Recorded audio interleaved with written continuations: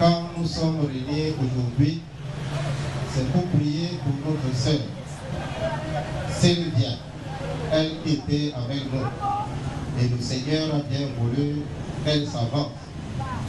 Réunis aujourd'hui avec la famille présente, nous voulons prier davantage. Que le Seigneur pardonne tous ses péchés, que le Seigneur manifeste sa grâce vis-à-vis de sa servante. Et comme le Seigneur le dit, il nous a crié pour la vie. Il a crié chacun de nous pour que nous vivions d'une vie éternelle avec lui. Et le livre La Sagesse que nous venons de suivre dans la première lecture nous fait comprendre que Dieu a créé l'homme pour une existence impérissable.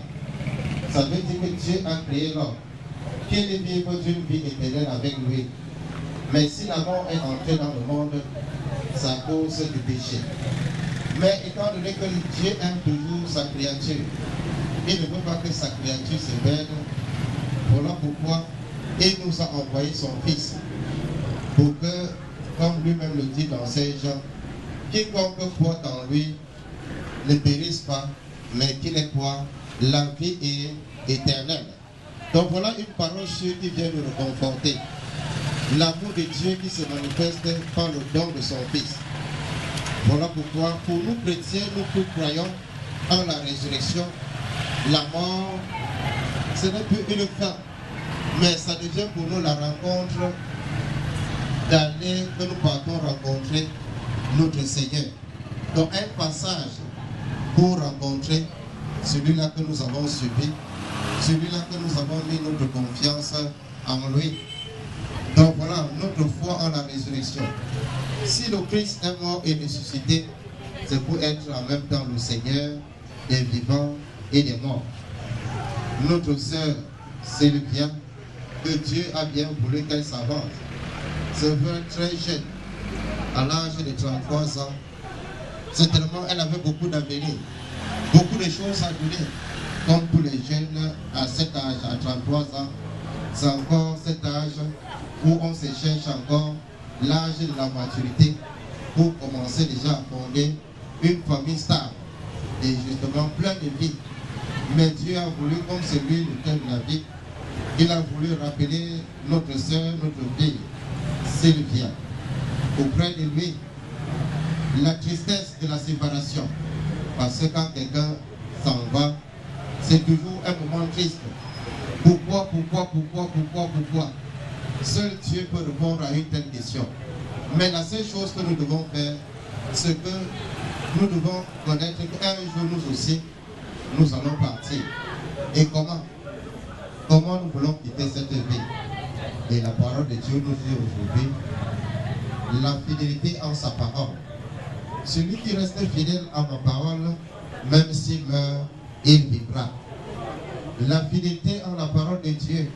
Voilà, nous qui croyons, nous qui mettons notre confiance en Dieu, ceux qui mettent leur confiance en Dieu, voilà la récompense pour nous autres, qu'au terme de notre vie, le Seigneur va dire, ma fille, mon fils, viens t'asseoir ici, cette place que j'ai préparée pour toi, parce que c'est pour mes amis que j'ai préparé cette place. En célébrant les obsèques de notre sœur, nous voulons prier davantage pour elle. Que le Christ qui est ressuscité, puisque nous sommes encore dans le temps pascal, que le Christ qui est ressuscité et nous montre que désormais, il a vaincu la mort. La mort n'aura plus d'influence sur nous. Voilà pourquoi, fort de cette foi, nous voulons prier davantage pour que le Seigneur manifeste sa grâce vis-à-vis de sa servante. Et nous autres qui sommes encore là, la seule chose que Jésus nous demande est que Dieu va pouvoir nous juger sur l'amour. Qu'as-tu fait? Qu'as-tu fait? Et Saint Paul définit l'amour comme étant les dons que Dieu nous donne, les grâces que Dieu nous donne, la grâce que Dieu m'a donnée. Qu'est-ce que j'ai fait de la grâce qu'il m'avait donnée?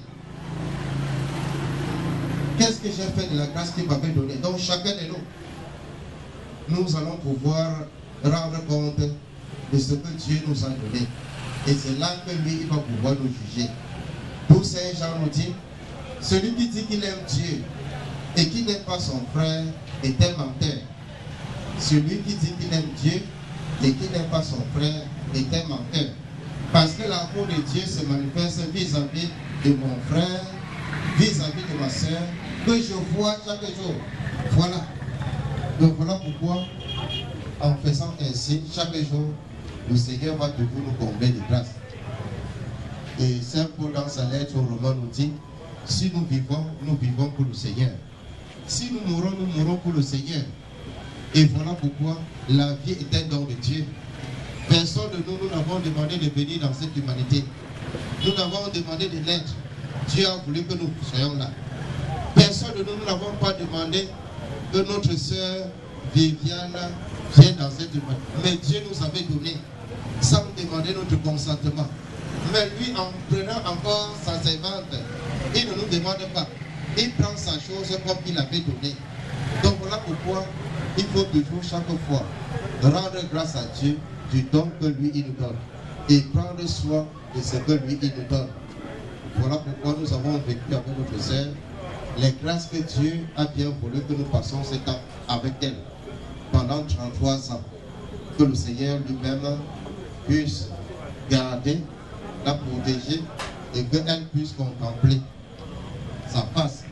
Et nous autres, que le Seigneur protège cette famille, console cette famille, que l'unité et la paix règnent au sein de cette famille, que la mort et pas de Viviane, Sylvia, ne soit pas pour nous un moment de tristesse, mais que ce soit un moment où la famille doit toujours rester dans l'amour et dans la joie. En faisant ainsi, Dieu va toujours nous garder et nous protéger. Pour que nous autres, un jour, en suivant cette foi, cette route que le Seigneur nous présente, nous aussi, après notre passage sur cette terre, nous rencontrons celui-là que nous avons suivi, celui-là qui nous a aimés, celui-là qui nous avait donné cette vie, celui-là qui nous avait donné notre sœur.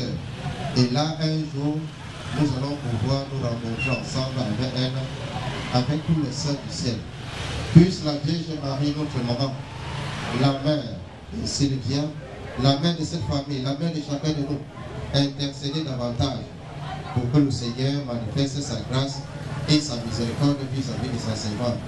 Pour qu'un jour nous aussi, après notre pèlerinage sur cette terre, nous puissions rencontrer nos frères de temps dans la joie auprès du Seigneur. In the name of the Father, of the Son, and of the Holy Spirit.